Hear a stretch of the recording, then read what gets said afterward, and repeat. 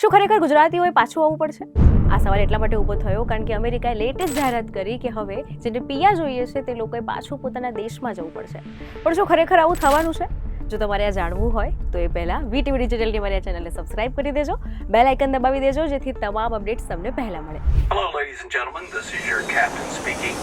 We'll be landing in the airport in just a few minutes.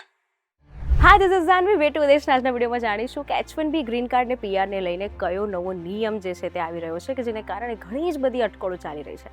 વાત જો H1B વિઝાની કરીએ તો અમેરિકા જવા માટે H1B વિઝા એટલે એક બહુ સ્ટ્રોંગ પિલર, અને એમાં જો PR કે ગ્રીન કાર્ડની વાત આવે તો પછી વાત જ શું પૂછવી. પરંતુ હવે જે નવા નિયમ આવી રહ્યા છે જેને લઈને આટલી બધી અટકળ ચાલી રહી છે તે સમજવી ખૂબ જરૂરી છે. એકચ્યુઅલી પ્રોસેસ શું છે અને પહેલાં ગ્રીન કાર્ડ માટે જ્યારે અપ્લાય કરવાનું હતું તો કેવી સિસ્ટમ હતી, ચાલો પહેલાં સમજીએ. જો તમારી પાસે H1B વિઝા છે અને તમે ગ્રીન કાર્ડ માટે અપ્લાય કરી રહ્યા છો તો પહેલા પ્રોસેસ હતી એડજસ્ટમેન્ટ ઓફ સ્ટેટસ, કે જે ગ્રીન કાર્ડ મેળવવા માટે કોમન પ્રોસેસ હતી.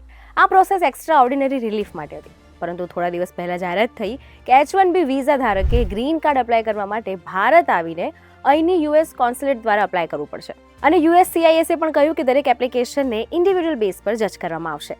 આ સમાચાર આવતા જ એક ઓહાપો મચી ગયો, કારણ કે કોન્સ્યુલેટ સિસ્ટમમાં H1B PR માટે અપ્લાય કરવા માટે એટલો બધો વેઇટિંગ પીરિયડ છે કે જેને લઈને ઘણા જ બધા H1B હોલ્ડર્સનું સપનું જે છે તે હવે પ્રશ્નાર્થ ચિહ્ન બની ગયું છે. અમેરિકાએ જૂની પોલિસીને ફરીથી કેચ કરવા માટે બતાવ્યું કે ગ્રીન કાર્ડ માટે અપ્લાય કરવું જરૂરી તો છે, પરંતુ અમેરિકામાં રહીને ઓનલાઈન પ્રોસેસ કરી શકાય છે. હવે ભારત પાછા આવીને અપ્લાય કરવાની વાત કરીએ કે ત્યાં રહીને પણ અપ્લાય કરવાની વાત કરીએ, પ્રશ્ન એ છે કે વેઇટિંગ પીરિયડ ખૂબ જ લાંબો છે, લગભગ 1 વર્ષ જેટલો. એટલે વિચાર કરો, જો તમારે PR જોઈએ છે તો તમારે કેટલો લાંબો પીરિયડ જે છે તે વેઇટ કરવું પડશે. અને એમાં જો કોઈ ડોક્યુમેન્ટ્સમાં કે કમ્પ્લાયન્સમાં ક્વેશ્ચન જોવાય તો બધી જ પ્રોસેસ ફરીથી. એટલે જ H1B પ્રોફેશનલ્સ માટે ગ્રીન કાર્ડ મેળવવું અઘરું છે. પહેલા ડ્યુઅલ ઇન્ટેન્ટ કામ કરતું હતું. H1 સ્ટેટસ સાથે ગ્રીન કાર્ડ પ્રોસેસ ઇઝી હતી, પણ હવે માત્ર H1 સ્ટેટસ પૂરતું નથી. તમારે PR અપ્લાય કરવા માટે બીજા પણ ડોક્યુમેન્ટ્સ છે, વેરિફિકેશન છે, કમ્પ્લાયન્સ છે તે બતાવવું પડશે. અને એટલું જ નહીં, એપ્લિકન્ટે પોઝિટિવલી નક્કી કરવું પડશે કે એમનો કેસ એક્સ્ટ્રા ઓર્ડિનરી છે, તો જ અમેરિકામાં રહીને ગ્રીન કાર્ડ માટે અપ્લાય કરી શકાશે. ખાલી વાત PRની કે ગ્રીન કાર્ડની નથી, પરંતુ સ્ટુડન્ટ વિઝાની પણ છે. F1 એટલે સ્ટુડન્ટ વિઝા માટે પણ સિસ્ટમ બદલાઈ ગઈ છે. F1 એક સિંગલ ઇન્ટેન્ટ વિઝા છે, જેના બેઝ દ્વારા ગ્રીન કાર્ડ અપ્લાય કરવા માટે હવે ઓફિસર્સ ચેક કરી શકે છે. આ સાથે ડિપાર્ટમેન્ટ ઓફ હોમલેન્ડ સિક્યુરિટી DHSએ પણ સ્ટેટમેન્ટ આપ્યું છે કે H1B હોલ્ડર્સ અને હાઈ સ્કિલ વર્કર્સ જે છે તે પોતાના કરંટ પેથ પર હાલ કન્ટિન્યુ કરી શકે છે PR કે ગ્રીન કાર્ડ અપ્લાય કરવા માટે. પણ આ દરમિયાન પણ પોલિસી જે છે તેને લીગલી ચેલેન્જ કરવામાં આવશે.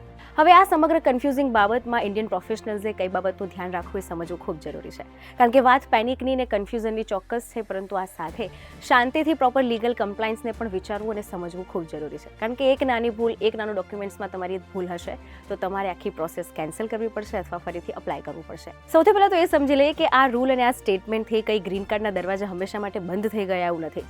ગ્રીન કાર્ડ માટે તમે અપ્લાય તો કરી જ શકો છો, પરંતુ જે સ્ક્રુટિની વધી છે તે સાથે તમારે ખાલી તમારા ડોક્યુમેન્ટ્સને, તમારા ઇન્ટેન્ટને પ્રોપર વેરીફાઈ રાખવા ખૂબ જરૂરી છે. અને જો ક્યાંય તમે મૂંઝવાશો તો એક પ્રોપર લીગલ ઇમિગ્રેશન ઓફિસર્સની સલાહ સાથે કામ કરવું પણ ખૂબ જરૂરી છે. હવે વાત કરીએ કે જો તમારું કોઈ ફેમિલી મેમ્બર USA છે જે PR માટે અપ્લાય કરી રહ્યું છે અથવા તમે અપ્લાય કરવાના છો, તો તમારે ખાસ કઈ એ 3 બાબત છે જેનું ધ્યાન રાખવું જોઈએ, ચાલો સમજીએ. USCISના ઇમિગ્રેશન ઓફિસર સાફ કહે છે, સૌથી પહેલી બાબત નોન ઇમિગ્રન્ટ સ્ટેટસને મેન્ટેન રાખો, એને એક્સપાયર્ડ ન થવા દો. જો H1 અને L1 એક્સપાયર થાય છે અને જો તમે પેન્ડિંગ I-485 EAD પર ડિપેન્ડન્ટ છો તો એડવર્સ ફેક્ટર તમારું કહેવાશે. એક્સટેન્શન જલ્દી ફાઇલ કરો, સ્ટેટસમાં ગેપ ના આવવા દો, અને પાસ્ટ વિઝા એપ્લિકેશનમાં કયા ડોક્યુમેન્ટ્સ હતા એ ચેક કરો, એ કમ્પેર કરો. આ સાથે જ્યારે પણ I-485 અપ્લાય કરો છો તો રેકોર્ડ પ્રોપર રાખો. Tax, family details, affidavit, past records બધું જ સ્ટ્રોંગ રેકોર્ડેડ હોવું જરૂરી છે. આ સાથે RFE એટલે રિક્વેસ્ટ ફોર એવિડન્સની રાહ ન જોશો.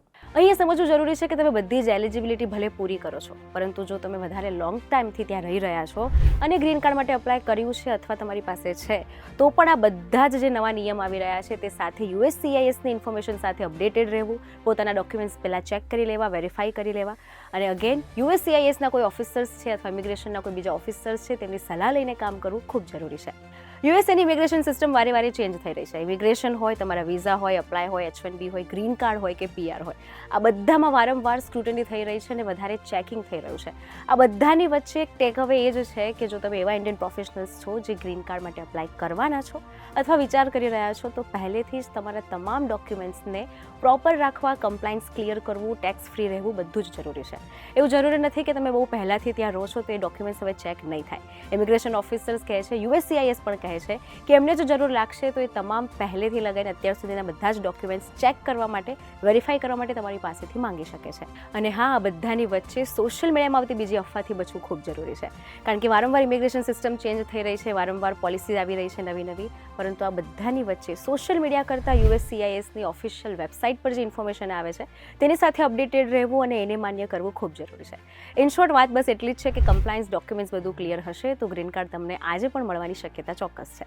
આવા જ ઇન્ફોર્મેટિવ વિડીયોઝ માટે જોડાયેલા રહો VTV ડિજિટલ સાથે.